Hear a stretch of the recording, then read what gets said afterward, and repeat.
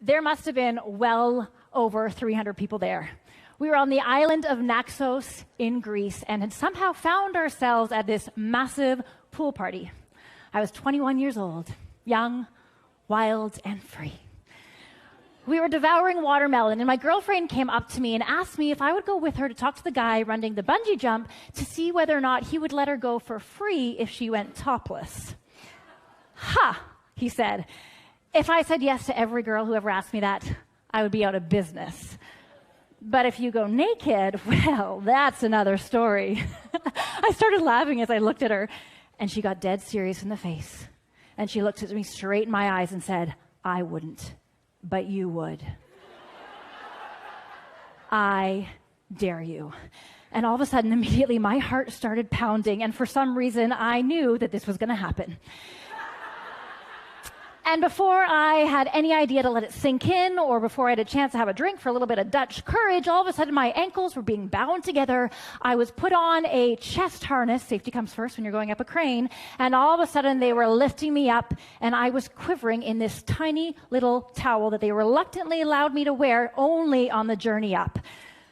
That was the longest and the shortest journey of my life. And as soon as I got to the top, that massive pool was very small, and that crowd was huge.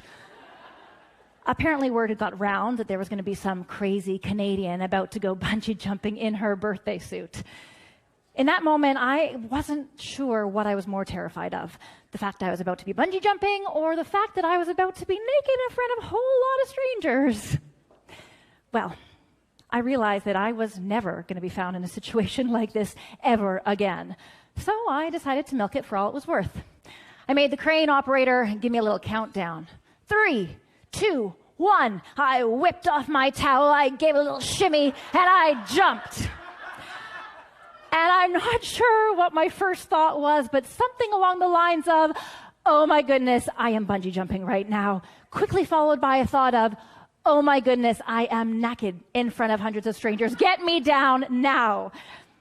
Well, they certainly took their time reaching out that pole, slowly bringing me back in. So much for me inconspicuously thinking that I was going to just get through the crowd, back to my friends, home safe and sound. Oh, no. I had to get through the bar somehow, around the pool, was met with high fives and shots and a whole lot of cheering. Now, you might be thinking, was that an act of courage, or was that just being completely crazy? I don't know, maybe a bit of both. But if I'm honest with you, in that moment, I was more concerned with saying yes to the dare, more concerned with being cool than actually being courageous. It was the story of my life. You see, growing up, I never felt cool enough. I never felt good enough. And I did whatever it took to fit in. Luckily, there was one person who saw me, who got me, who always made me feel good enough. My mom. And then she got sick, really sick. And I moved home to look after her. And for the first time in my life, finally felt purpose. Didn't feel like I wasn't good enough or tall enough or pretty enough or blonde enough. I was exactly where I needed to be. And then she passed away. And in an instant, I lost my number one fan, I lost my purpose, and I lost me. So I went on a mad search to find myself again. I started off in Thailand volunteering at HIV-positive orphanages for babies and children, to Calcutta with Mother Teresa's Missions of Charity. I lived in an ashram, practiced intense yoga and meditation. Shaved my head, raised thousands of dollars for breast cancer. I met a man, I moved into his van. I went apple picking in New Zealand for a year. Why not? I've done some crazy adventures, climbed Kilimanjaro, learned how to surf, skydived. But if I'm honest, I wasn't actually being courageous. You see, I wasn't brave enough to face life without that one person who believed in me. It's been 13 years since my mother passed. And sometimes I still wonder if I'm trying to prove myself. Sometimes I still think that I am trying to prove that I'm good enough. If you were braver, what would you do? This is a question or a phrase I sometimes ask the people that I speak to and work with. But I realized recently that I wasn't answering the question myself. And so I created an "if I were braver" list.